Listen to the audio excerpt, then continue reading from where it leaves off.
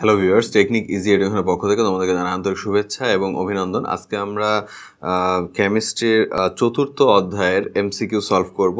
অর্থাৎ আমরা এখন অধ্যায় ভিত্তিক যে এমসিকিউ সেগুলো সলভ করতেছি, তারই ধারাবাহিকতায় আজকে আমরা চতুর্থ অধ্যায়ের এমসিকিউ সলভ করব।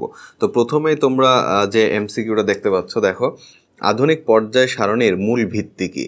তো আমরা সবাই জানি যে আধুনিক পর্যায় সারণীর যে মূল ভিত্তি সেটা হচ্ছে ইলেকট্রন বিন্যাস। তবে এই প্রশ্নের সাথে তোমার দু একটা কথা না বললেই নয়, সেটা হচ্ছে যে আমাদের প্রথম যে পর্যায় সারণীটা তৈরি করেছিল সেটা কে তৈরি করেছিল সেটা আমরা সবাই জানি, মেন্ডেলিভ। তো সেই পর্যায় সারণীর মূল ভিত্তি কিন্তু ছিল পারমাণবিক ভর। তো সেখানে সেই পর্যায় সারণীটা ছিল বেশ ত্রুটিপূর্ণ একটা পর্যায় সারণী, যার কারণে পরবর্তীতে ওটাকে সংশোধন করে হচ্ছে বিজ্ঞানী মোসলে। এবং মোসলে যে পর্যায় সারণীটা তৈরি করে সেটার কিন্তু মূল ভিত্তি ছিল হচ্ছে পারমাণবিক সংখ্যা, এবং তাতেও বেশ কিছু ত্রুটি ছিল। এবং পরবর্তীতে অর্থাৎ আধুনিক যে পর্যায় সারণীটা তৈরি করা হয়েছে সেটার মূল ভিত্তি হচ্ছে ইলেকট্রন বিন্যাস। অর্থাৎ ইলেকট্রন বিন্যাসের ওপরে বেস করে এই পর্যায় সারণীটা তৈরি করা হয়েছে, এবং এর মাধ্যমে আমরা যে কোনো মৌলের শ্রেণী, যে কোনো মৌলের পর্যায় খুব সহজে আমরা বের করতে পারি। এরপরে 2 নম্বরে দেখো একটা মৌল দেওয়া আছে এবং সেই মৌলটার ইলেকট্রন বিন্যাস এখানে দেওয়া আছে, দিয়ে বলছে যে মৌলটির পর্যায় সারণী কোন গ্রুপে অবস্থিত। ঠিক আছে, কোন গ্রুপে। তো আমরা জানি যে ইলেকট্রন বিন্যাসের মাধ্যমে আমরা পর্যায় সারণীতে মৌলটির পর্যায় এবং গ্রুপ বের করতে পারি। তো গ্রুপ বের করার জন্য আমাদের যে কাজটা করতে হবে সেটা হচ্ছে যে ইলেকট্রন বিন্যাসের লাস্টের দিকে দেখতে হবে। তো লাস্টে কি আছে দেখো, 4s2, অর্থাৎ এখানে কয়টা ইলেকট্রন আছে, এখানে ইলেকট্রন আছে 2টা। তো যদি তোমার হচ্ছে এস, লাস্টে এস থাকে, তাহলে আমরা জানি যে এস এর আগে যে তোমার ডি আছে, এই ডিটা সহ নিতে হয়, অর্থাৎ আমরা এতটুকু নিব। তো এখানে তোমার এসে আছে 2টা আর ডিতে আছে কয়টা, ডিতে আছে 3টা। তাহলে 3টা আর 2টা যদি যোগ করি টোটাল তোমার নাম্বার কত হলো, 5।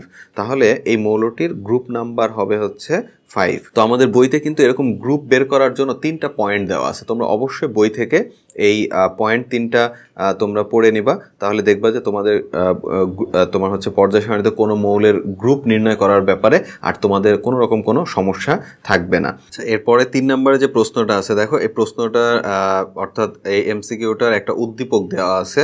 বলছে যে পর্যায় সারণীর কোনো একটি গ্রুপের খণ্ডিত অংশ, এখানে এক্স ওয়াই প্রতীকী অর্থে প্রচলিত কোনো মৌলের প্রতীক নয়। তো প্রথমে দেয়া আছে কে মানে হচ্ছে পটাশিয়াম, আর এক্স দেওয়া আছে হচ্ছে 37।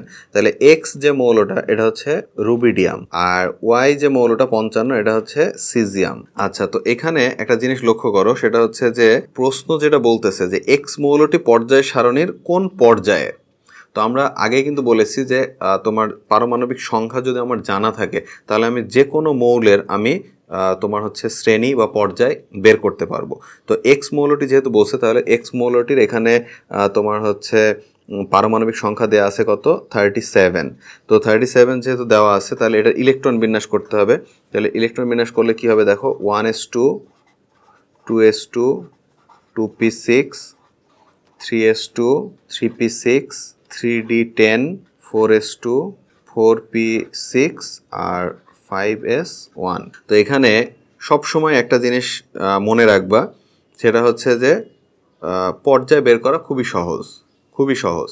সেটা হচ্ছে লাস্টের যে নাম্বারটা, এই নাম্বারটা দেখবা, যে এই যে আমরা 1s2, 2s2, 2p6 লিখতেছি, তো এখানে 1, তারপরে 2, তারপরে 3, তারপরে 4, এভাবে লাস্ট নাম্বারটা কত। তো লাস্ট নাম্বারটা এখানে আছে কত, 5। তাহলে এক্স মৌলটির পর্যায় সারণী কোন পর্যায়ের, এটা হচ্ছে পঞ্চম পর্যায়ের। যদি লাস্ট নাম্বারটা 4 হইতো চতুর্থ পর্যায়ে, লাস্ট নাম্বারটা 3 হলে তৃতীয় পর্যায়ে। তো এখানে যেহেতু লাস্ট নাম্বারটা 5, সো এটা কি হবে, পঞ্চম পর্যায়ে। সো পর্যায় বের করা খুবই সহজ, গ্রুপ বের করাও সহজ, বাট তুলনামূলক গ্রুপের থেকে পর্যায় বের করাটা আরও বেশি সহজ। আমরা 4 নম্বর কোশ্চেনটা দেখবো এখন। উল্লেখিত মৌলগুলো মানে কি, এই যে পটাশিয়াম, রুবিডিয়াম, সিজিয়াম, এই মৌলগুলোর কথা বলছে। এখানে কিন্তু বলে দিছে নিচের সারণী থেকে 3 ও 4 নম্বর প্রশ্নের উত্তর দাও। অর্থাৎ এখানে যে উদ্দীপকটা এটা 3 এবং 4-এর জন্য। তো আচ্ছা, কি বলতেছে দেখো, উল্লেখিত মৌলগুলোর সর্বশেষ স্তরে একটি ইলেকট্রন আছে। পটাশিয়াম, রুবিডিয়াম, সিজিয়াম এগুলো যদি আমরা ইলেকট্রন বিন্যাস করি, তাহলে এদের শেষ কক্ষপথে আমরা কিন্তু একটা করে ইলেকট্রন পাবো, কারণ এগুলো সবই হচ্ছে গ্রুপ 1-এর। আমরা গ্রুপ 1-এর যে মৌলগুলো, এদের সবার নাম কিন্তু আমরা জানি, hydrogen, lithium, sodium, potassium, rubidium, caesium এবং ফ্রান্সিয়াম। তো এখানে যে 3টা মৌল আছে 3টাই হচ্ছে গ্রুপ 1-এর। তো গ্রুপ 1-এর মৌল মানে কি, অবশ্যই এদের ইলেকট্রন বিন্যাসে শেষ কক্ষপথে একটা ইলেকট্রন থাকবে। তার মানে কি 1 নম্বর যে কথাটা এটা ঠিক কথা। 2 নম্বরে কি বলছে, পারমাণবিক আকার উপর থেকে নিচে ক্রমান্বয়ে হ্রাস পায়। কথাটা একদমই ভুল। কারণ হচ্ছে যে উপর থেকে যত নিচের দিকে যাওয়া যায় কক্ষপথ তত কি হয়, বাড়তে থাকে। উপর থেকে যত নিচের দিকে যাবা কক্ষপথ তত বাড়তে থাকবে, আর কক্ষপথ যত বাড়বে আকার তত বৃদ্ধি পাবে। তাহলে 2 নম্বরটা ভুল। 3 নম্বরটা কি বলছে, ওয়াই মৌলটি এক্স মৌল অপেক্ষা বেশি সক্রিয়। ওয়াই মৌল মানে কি নিচের দিকে, আর এক্স মৌল মানে কি, এক্স মৌল হচ্ছে উপরের দিকে। তো যেহেতু এখানে লাস্ট কক্ষপথে একটা করে ইলেকট্রন আছে, সো ইলেকট্রন যত দ্রুত ত্যাগ করতে পারবে সে মৌলটা তত বেশি সক্রিয়। তো যত উপরের দিকে যাবে, যেমন মনে করো লিথিয়ামের কথা যদি বলি, তাহলে কেন্দ্রীয় পরমাণু থেকে শেষ কক্ষপথে যে ইলেকট্রন, এর দূরত্বটা খুবই কম। সো কেন্দ্রীয় পরমাণু ইলেকট্রনটাকে অনেক বেশি শক্তি দ্বারা কি করছে, আটকিয়ে রেখেছে। কিন্তু যত নিচের দিকে যাবে শক্তিস্তর তত বাড়তে থাকবে। সো কেন্দ্রীয় পরমাণুর সাথে ইলেকট্রনের আকর্ষণটা তত কমতে থাকবে। সো খুব দ্রুত ইলেকট্রনটা ত্যাগ করতে পারবে। সো আমরা বলতে পারি যে 3 নাম্বার যে কথাটা বলা আছে, ওয়াই মৌলটি এক্স মৌল অপেক্ষা বেশি সক্রিয়, সো এই কথাটা ঠিক আছে। তার মানে আমাদের অ্যান্সার হবে 1 ও 3। তাহলে 1 ও 3 আছে হচ্ছে গ নাম্বারে, তার মানে গ নাম্বার হচ্ছে আমাদের রাইট অ্যান্সার।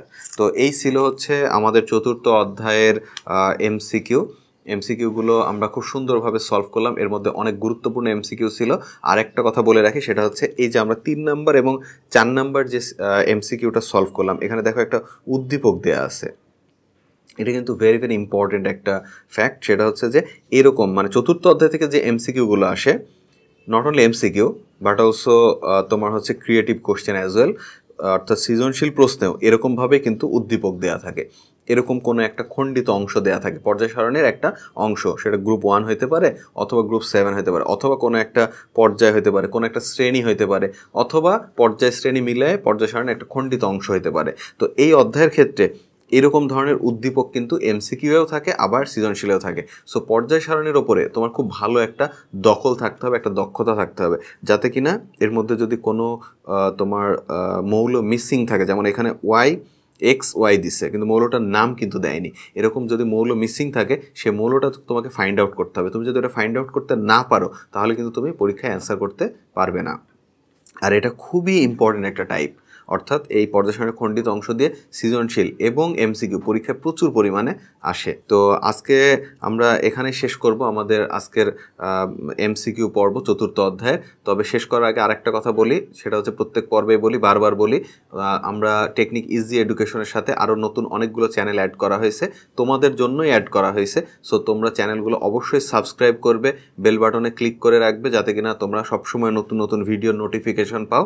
চ্যানেলগুলোর নাম তোমার ডেসক্রিপশন বক্সে, প্রত্যেকটা ভিডিও ডেসক্রিপশন বক্সে দেওয়া আছে। Technique easy education creative, technique easy education MCQ, technique easy education live, technique easy education language এবং সুমন রেজা।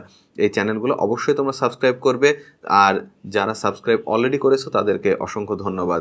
তো আজকের পর্ব এ পর্যন্তই। আগামী পর্বে আমরা পরবর্তী অধ্যায়ের এমসিকিউ নিয়ে তোমাদের সামনে উপস্থিত হব। সে পর্যন্ত সবাই ভালো থাকো। আজকের পর্ব এ পর্যন্তই। ধন্যবাদ সবাইকে।